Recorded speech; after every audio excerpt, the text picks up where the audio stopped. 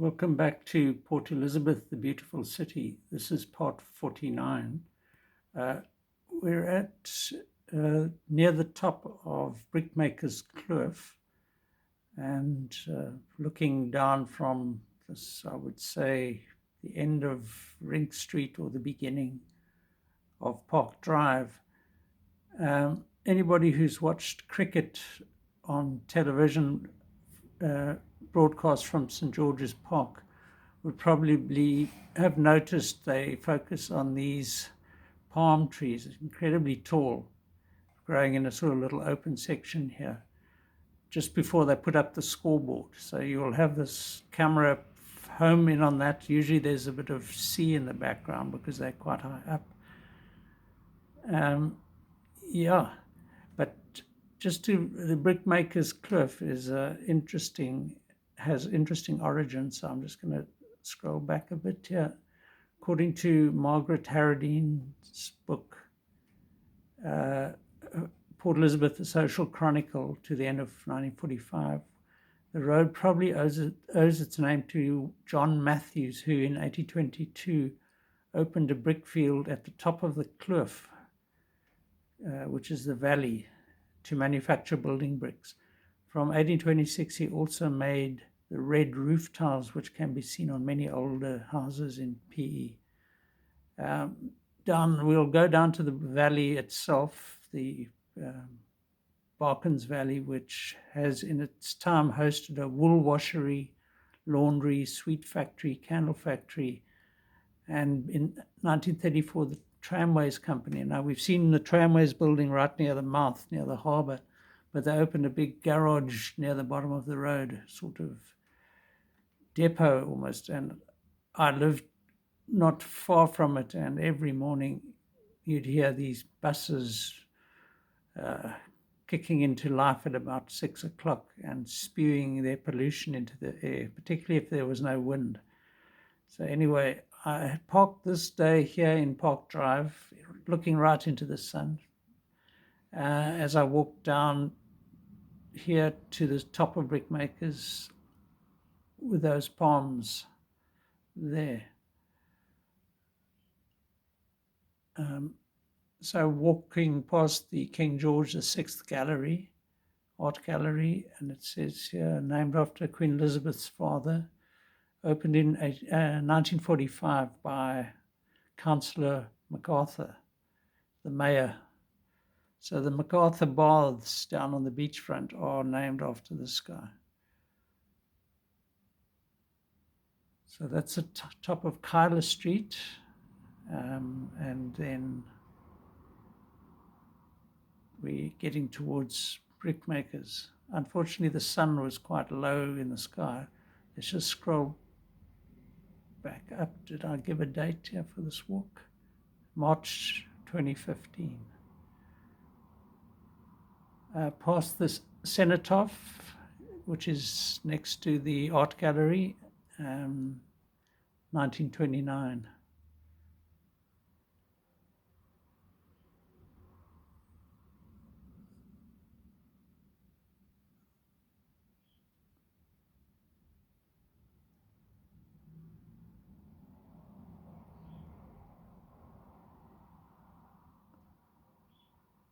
So there you just get here's the gallery, and there's the side of the Duck Pond Pavilion.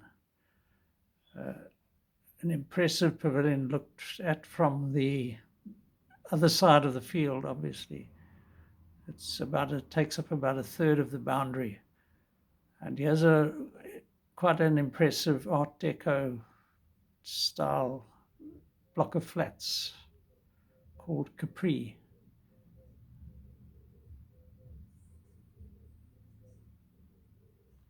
And there's that stadium with the floodlights. It's not quite a third, it's about a quarter maybe. And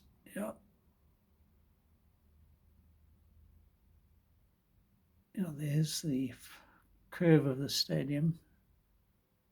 And unfortunately, the old tennis court, Art Deco tennis court stand that was demolished, partially demolished during the 2002 World Cup.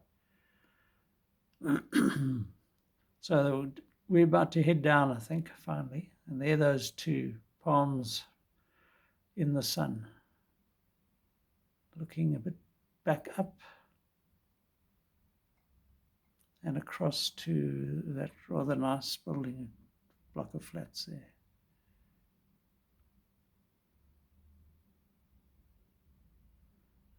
Unfortunately, on this walk, it being sort of quite late summer, autumny, the sun was quite low in the north. So here we've got Mackintosh Road on the left. And I think I might go up it now.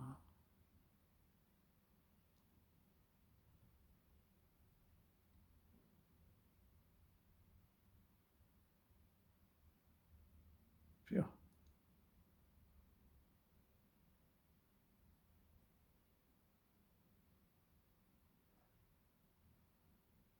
So on the side of a substation,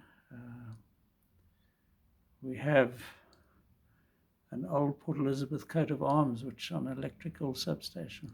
So something of the past has survived. And here's quite an interesting house with another block of flats behind it, which makes quite a weird juxtaposition. So there it is, yeah.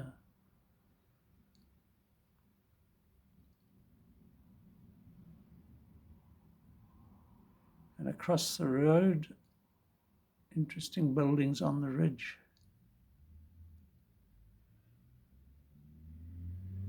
So a lot of these houses are behind fences or dense foliage.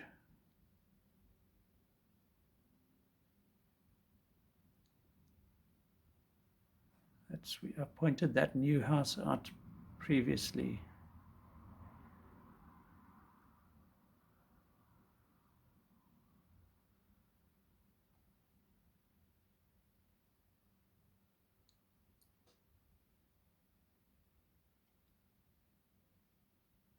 Yeah, a lot of these houses would be in shadow during the winter on the left.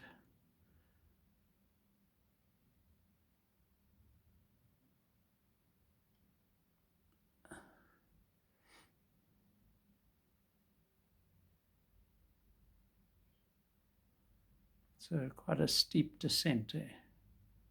And then this rather untidy looking yard.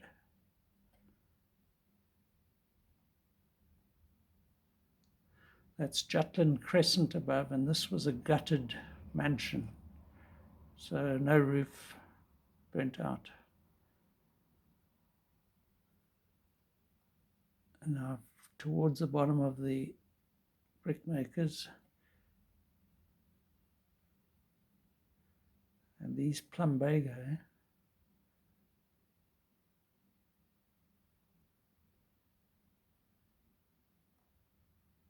straight into the sun. Ish. And this is now Harris Street with its litter. And I lived in this block of flats, Tema Court, in the late 80s. Quite a nice view actually down the valley, but bizarrely, the passageways or whatever are on this side, and the houses and the windows all face that way, which makes no sense really. And we looked at this earlier, but there's a lovely little cottage there, quite historic.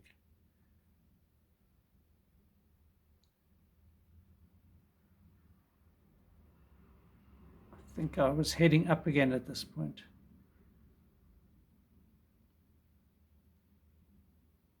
South End transformed into a sort of Legoland of townhouse complexes.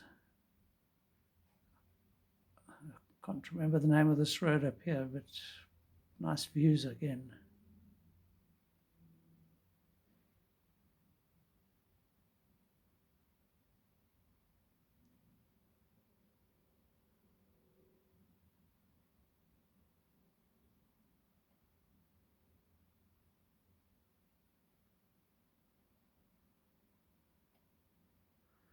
I often jogged up and down this hill in the 80s when I lived at the bottom there. Quite a schlep running up here, I must say.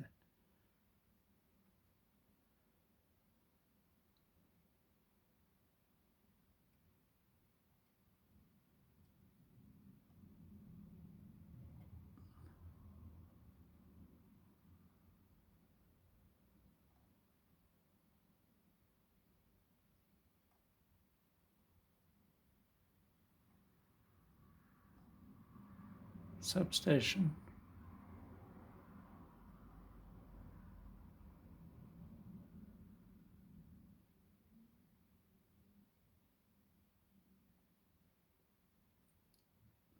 And then up Mackintosh Road with that block of flats on the right. And then a historic looking building ahead,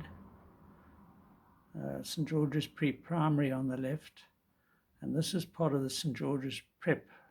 I mentioned in a previous one, when I focused on the front of it, that they looked like stable buildings or something at the back. And I was unable to get past the security here. And look, it's all surrounded by barbed wire, like a fortress. But anyway, the light was great. So I got these, I can imagine these houses with thatch initially, because I'm convinced they're from the 19th century. But I couldn't find out any info about them.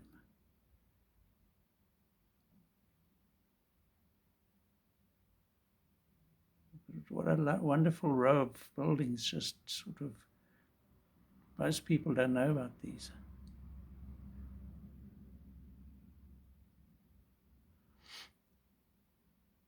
So I had to head back down and then up the last stretch. That's the view up through Capri, which is in two like arms or wings. Shadows lengthen.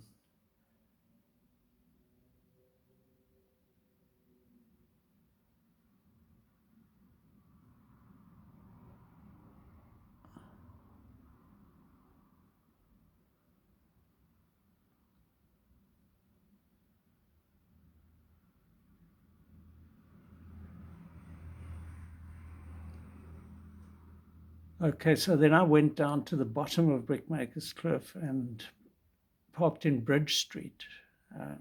Now, this used to be the road down to an old bridge that's no longer there. In fact, the bridge has moved a few meters upriver.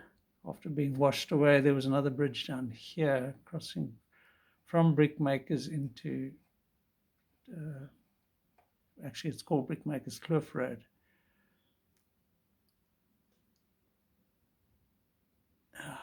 One of these buildings recently burnt down. So this was built on, there was a 3-story building here when I got to PE in 84. And I think they converted it into this structure. And this is a wonderful, it's called The Friendly Stranger at this point, but according to websites, dates from 1881. So one of the earlier little cottages on that side of the river.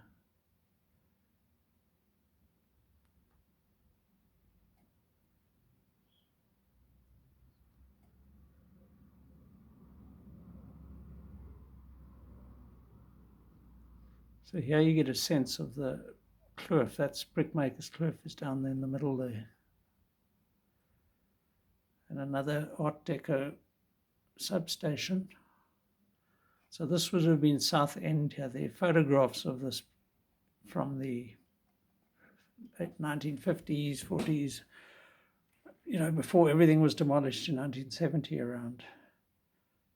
So the road used to just head straight up there, Bridge Street.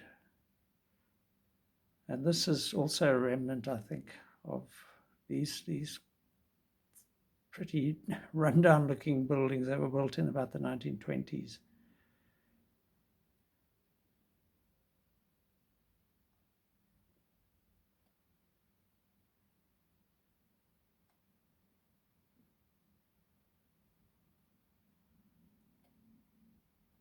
Not the highest quality constructions on earth, I'm afraid. Ellis Street.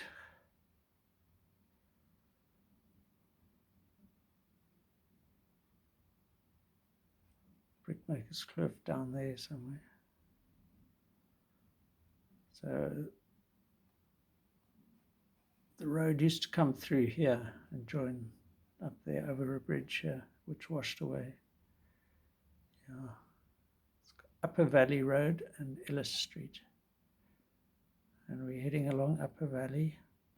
Lots of litter. Well, that is refuse collection day, I think. And then there was this, I peered in here, and I think this used to be a marble sort of works where they make headstones and stuff.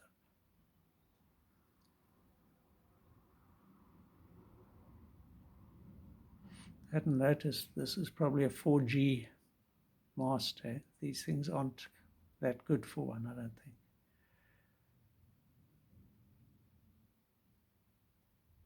Yeah, we used to come here, I think it was here, to bring photographs before the digital world, when photographs were still being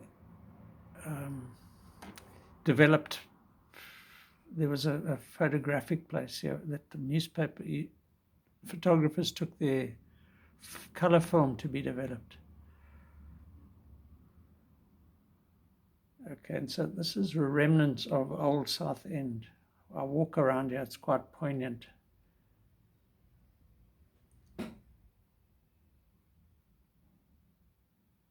Alabaster Street, sure. Now this has been developed nicely. There's pubs and things in there. But across the road, we've got the remains of South End, part of South End.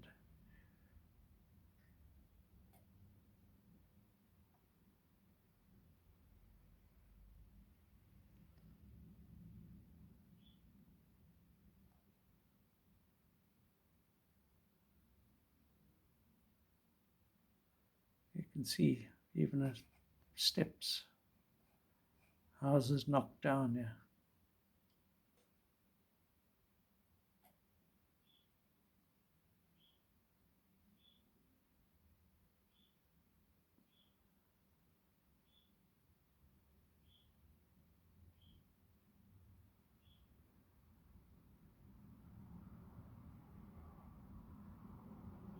Fort Frederick up there.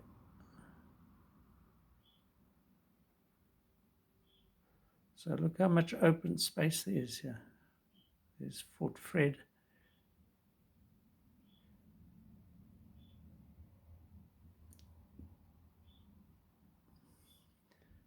Heading down towards Lower Valley Road.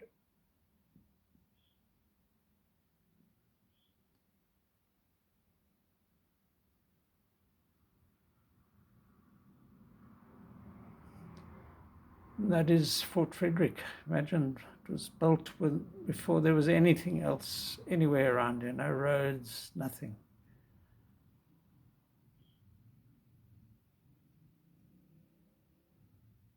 So it's quite a redoubt. I mean, it would have been unattackable from this side, that's for sure. Impregnable? Yeah, better word there. This isn't a cannon. It's one of our lampposts. It's taken a knock. There he is.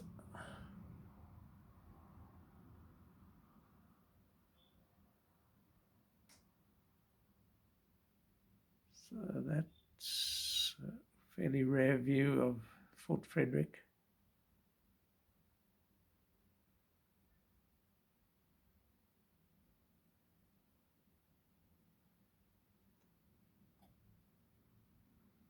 So heading back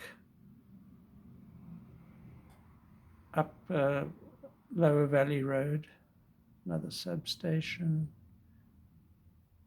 Fort Fred is behind this outcrop here. And the river obviously trickles down this edge here. Yeah, so this place has been industrial for a long time.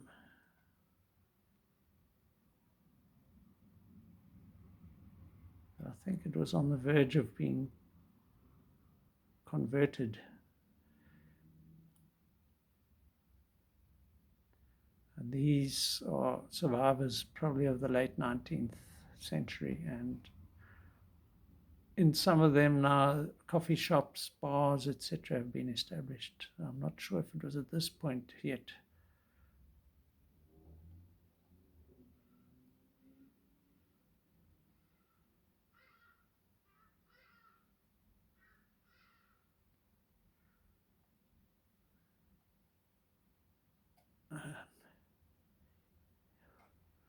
So I've got pictures during the 1968 flood of one of these blocks, which was here, and the water was right over it, virtually up to its windows.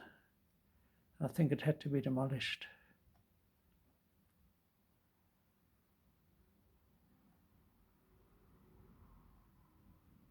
I think this is the building that burnt down about March, April, May, about April 2022. And this could be the remnants of the old bridge.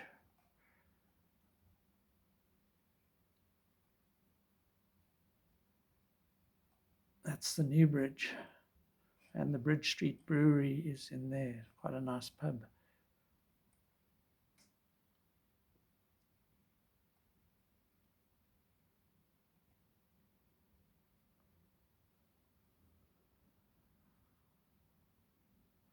Yeah, this was a boat manufacturing enterprise.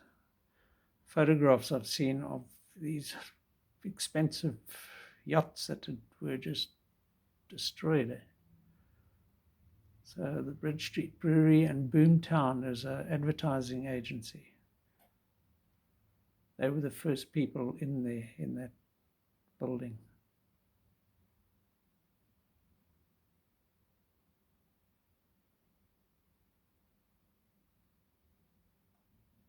And Brickmakerskloof in the distance.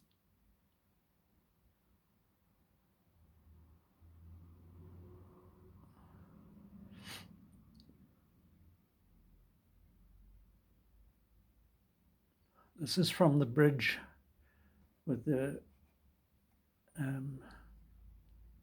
Bridge Street Brewery here. Harbour cranes in the distance.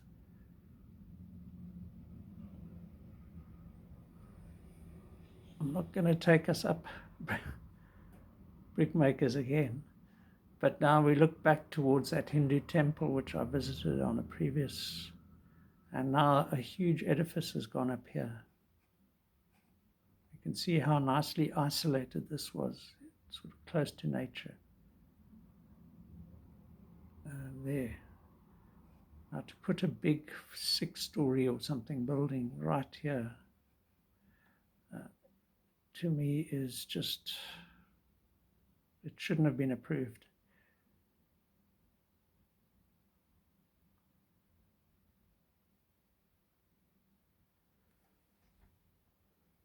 There's that quarry we've seen before, I think the original quarry in PE.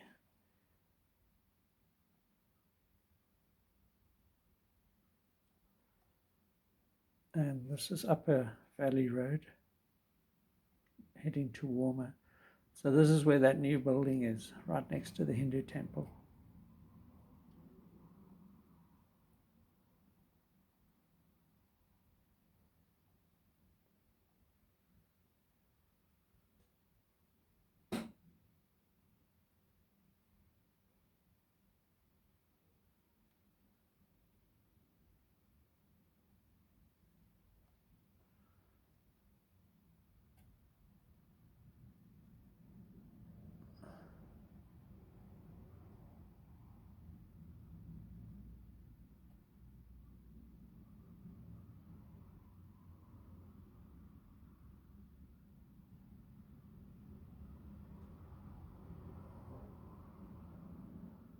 Back to this place, I think it's got a new name now.